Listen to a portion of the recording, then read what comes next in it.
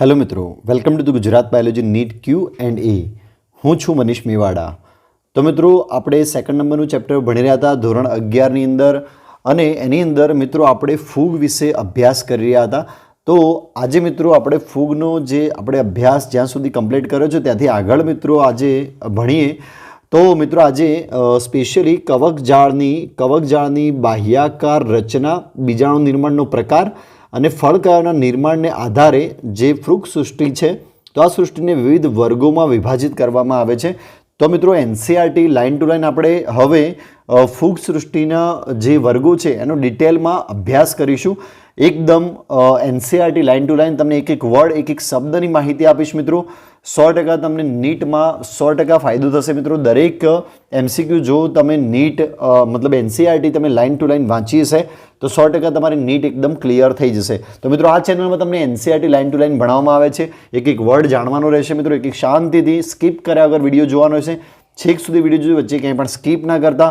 જો સ્કીપ કરશો તો કેટલું જ્ઞાન તમારું અધૂરું રહી જશે, અને અધૂરું જ્ઞાન ના હોવાના બરાબર છે મિત્રો.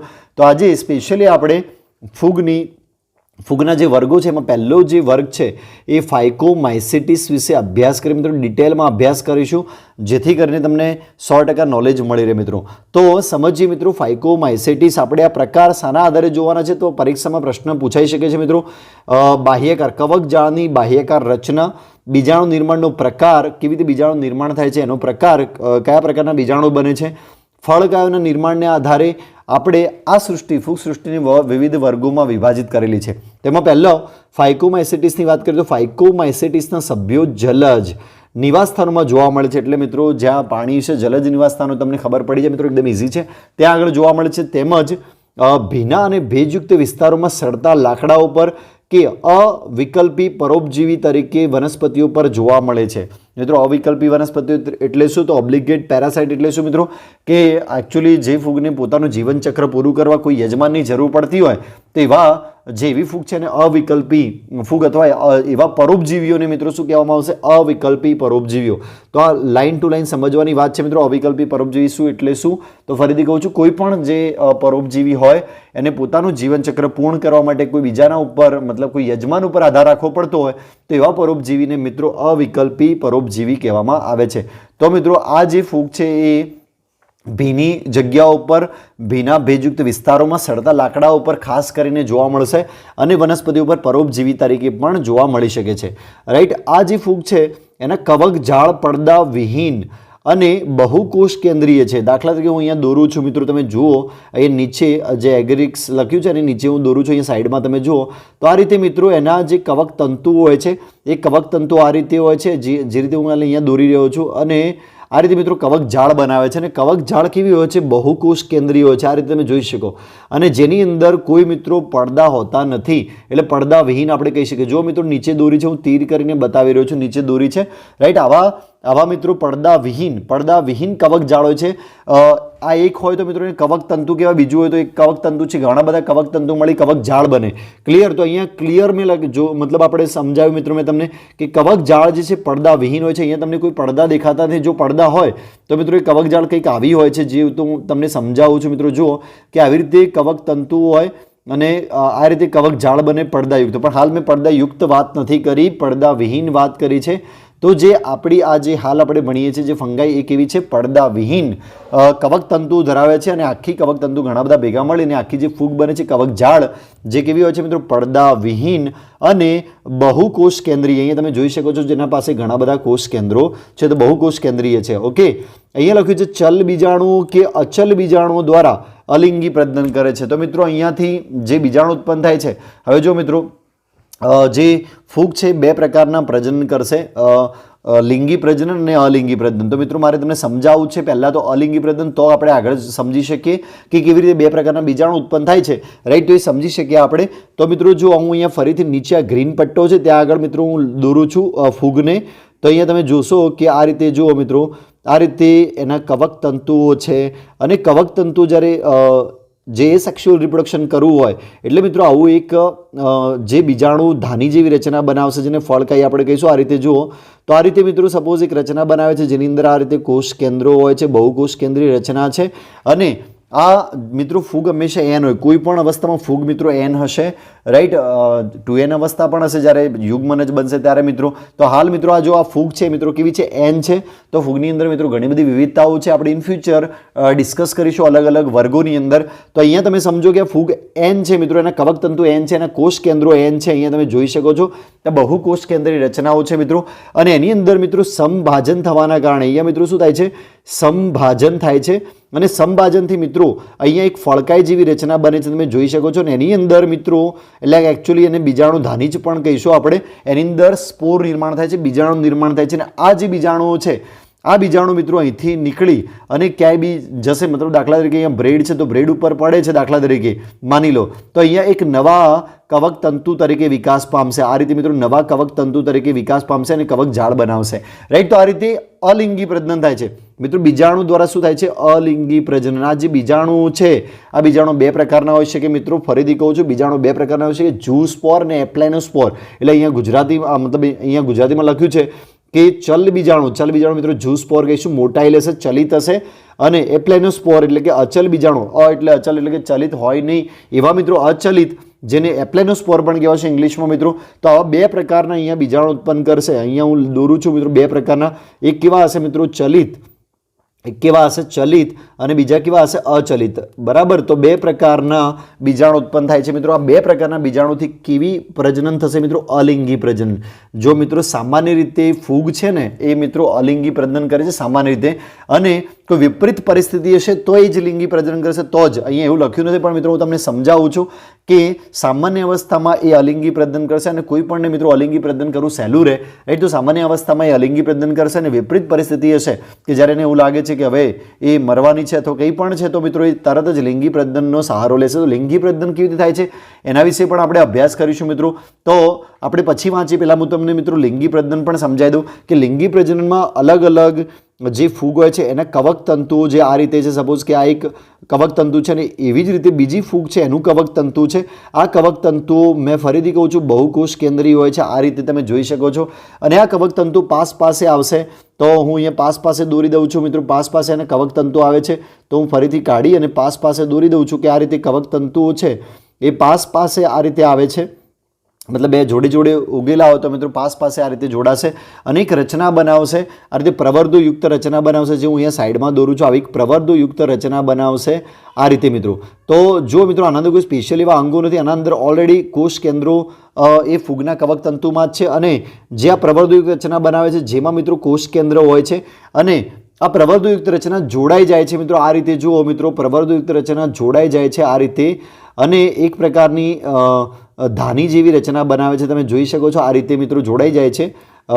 જો મેં બતાડ્યું તમને કે કેવી રીતે જોડાઈ જાય છે. આને મિત્રો આ જોડાઈ જાય એટલે બંનેના કોષ કેન્દ્રો હજી જો બાજુમાં છે, રાઈટ. આ જોડાઈ જાય એટલે મિત્રો આને આપણે કહીશું કોષ રસ સંયુગ્મન. કોષ રસ સંયુગ્મન મેં તમને પહેલાં પણ આગળના લેક્ચરમાં મિત્રો સમજાયેલું છે, સંયુગ્મન, કોષ રસ સંયુગ્મન. અને પછી મિત્રો આ રચનામાં કોષ કેન્દ્રો પણ જોડાઈ જાય છે. આ રચના જે છે એની અંદર મિત્રો શું થશે કે કોષ કેન્દ્રો પણ જોડાઈ જશે. અને આ રીતે મિત્રો કવક તંતુઓ છે, જો મિત્રો હું તમને ક્લિયરલી બતાડી રહ્યો છું કે આ રીતે કવક તંતુમાં છે એ આ ધાનીમાં જે ધાની બની છે અહીંયા, જેને એકચ્યુઅલી ઝાયગોસ્પોર કહેવામાં આવે છે મિત્રો, રાઈટ. તો એની અંદર મિત્રો જે યુગ્મ નજ ધાની કહેવાશે, એની અંદર કોષ કેન્દ્રો પણ જોડાઈ જશે. કોષ કેન્દ્રો પણ જોડાઈ જશે આ રીતે. જો મિત્રો એક કોષ કેન્દ્ર આ તંતુનું તો બીજું કોષ કેન્દ્ર આ તંતુનું, તો આવી રીતે કોષ કેન્દ્રો પણ જોડાઈ જશે, અને કોષ કેન્દ્ર સંયુગ્મન કહેવામાં આવશે. કોષ કેન્દ્ર સંયુગ્મન કહેવામાં આવશે. હવે મિત્રો યુગ્મન જ અંદર બની ચૂક્યા છે, રાઈટ. અંદર યુગ્મન જ બની ચૂક્યા છે. આ રીતે મિત્રો હવે આ રચના છે અલગ થઈ જશે, અને આ રીતે અંદર યુગ્મન જ બની ચૂક્યા છે. તમે જોઈ શકો છો યુગ્મન જ 2n. તો આ મિત્રો 2n રચના હશે. અને હવે આ શું કરશે, આ રચનાની અંદર મિત્રો એવી એક ફ્રૂટિંગ બોડી, ફળકાઈનું નિર્માણ થશે, જે આવી રચના બનાવશે, ફળકાઈ. આ રીતે તમે જોઈ શકો છો. હું એમને રફલી દોરું છું મિત્રો તમને સમજાવવા માટે કે કેવી રીતે ફળકાઈ બને છે. આ જે યુગ્મન ધાની છે એની અંદર મિત્રો કેવી રીતે ફળકાઈ બને છે. અને જે 2n અવસ્થાઓ છે એ મિત્રો શું કરશે, અહીંયા અર્ધીકરણ કરશે. યાદ રાખજો, અર્ધીકરણ કરે. અને અર્ધીકરણથી મિત્રો અહીંયા શું ઉત્પન્ન થશે, તો જન્યુ ઉત્પન્ન થશે. અર્ધીકરણથી મિત્રો જન્યુ ઉત્પન્ન થશે. સોરી મિત્રો, અર્ધીકરણથી અહીંયા 2n થશે તો 2n માંથી અર્ધીકરણ થશે, અર્ધીકરણથી અહીંયા સ્પોર બીજાણુ ઉત્પન્ન થશે. આ રીતે મિત્રો બીજાણુ છે અહીંયા તમે જોઈ શકો છો. અને આ બીજાણુ મિત્રો બહાર નીકળશે, ફ્રૂટિંગ બોડીની બહાર નીકળશે, રાઈટ. કે આ સપોઝ ફ્રૂટિંગ બોડીની બહાર નીકળે છે તો આ મિત્રો એક નવા કવક તંતુ તરીકે વિકાસ પામશે. ક્લિયર છે? અહીંયા તમે જોઈ શકો છો આ રીતે, રાઈટ. તો આ રીતે એક નવા કવક તંતુ તરીકે વિકાસ પામશે. જો મિત્રો અહીંયા જે સેક્સ્યુઅલ રિપ્રોડક્શન થાય છે જન્યુ દ્વારા, જે કોષ કેન્દ્રો દ્વારા આપણે કહી શકીએ, જે ઇટ સેલ્ફ એ પોતે એક જન્યુ છે, રાઈટ. નરજન્યુ માદા જન્યુ આપણે નહીં કહીશું, પ્લસ માઇનસ કહીશું ફૂગની અંદર મિત્રો. તો અહીંયા કોષરસ સંયુગ્મન થયું, કોષ કેન્દ્ર સંયુગ્મન થયું અને પછી મિત્રો ફ્રૂટિંગ બોડી બની, ફળકાયો બન્યા, રાઈટ. અને ફળકાયોમાંથી મિત્રો મતલબ ફળકાયોની અંદર અર્ધીકરણ જોવા મળેલું, જેના કારણે સ્પોર બનેલા, એટલે કે સ્પોર એટલે કે બીજાણુ બનેલા મિત્રો. અને બીજાણુ બહાર નીકળી અને મિત્રો કવક તંતુ ફરી પાછા બનાવશે. તો આ રીતે મિત્રો શું જોવા મળે છે?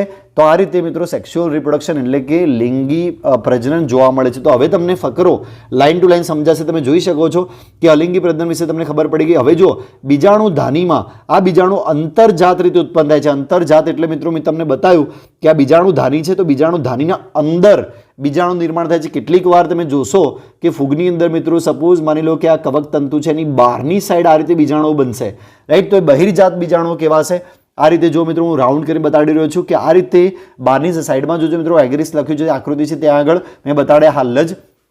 તો મિત્રો એ બહારની સાઈડ જો બીજાણુ બને તો એને બહિર્જાત કહેવાય. અને આ રીતે મેં અહીંયા દેખાડેલું છે, જો હું તીર કરીને બતાવી રહ્યો છું કે અહીંયા જે મેં દેખાડ્યું છે આમાં મિત્રો અંતર્જાત બીજાણુ બને છે, અંદરની સાઈડ ધાનીની અંદરની સાઈડ બીજાણુ બને છે. ક્લિયર?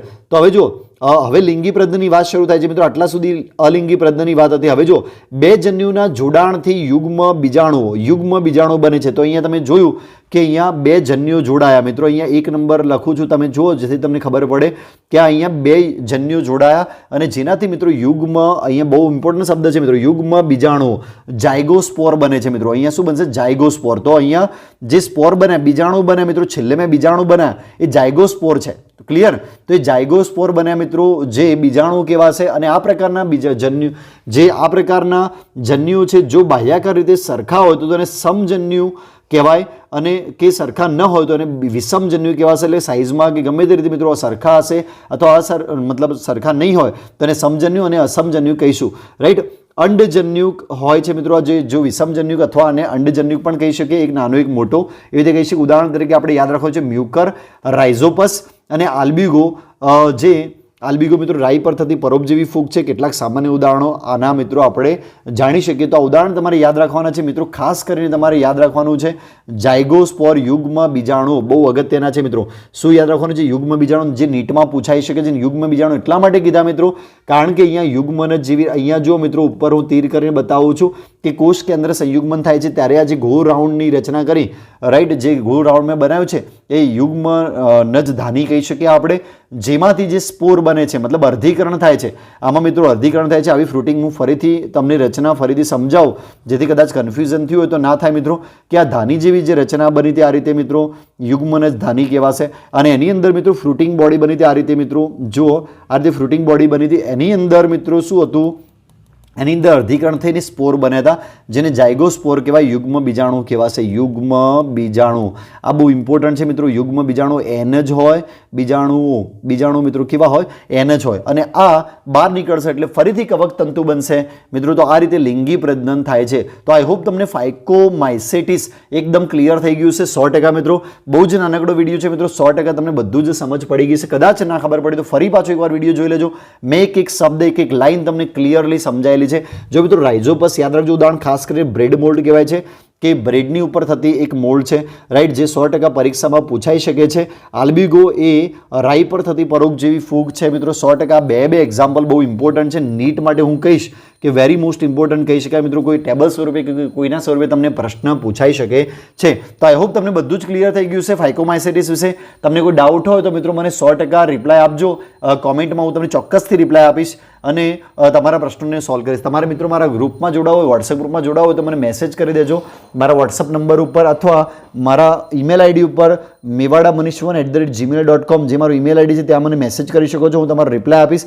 તમારું પૂરું નામ, સિટી નામ, સ્કૂલ નામ, સ્ટાન્ડર્ડ આ બધું લખીને મને મોકલજો જેથી હું તમને 100% રિપ્લાય આપીશ. અને ત્યાં આગળ તમને વોટ્સઅપ ગ્રુપમાં એડ કરી દઈશ, જ્યાં મારી લિંક દરરોજ આવે છે મિત્રો. દરરોજ એક ચેપ્ટરની હું લિંક મૂકું છું. મારી સાઇટ પણ છે મિત્રો www.indiabiologyneet.com. ત્યાં આગળ મારા ટેસ્ટ તમે વાંચી શકો છો. તમે બધું જ એક જ જગ્યા ઉપર મેળવી શકો છો, ટેસ્ટ મટીરિયલ અને બધું જ મિત્રો.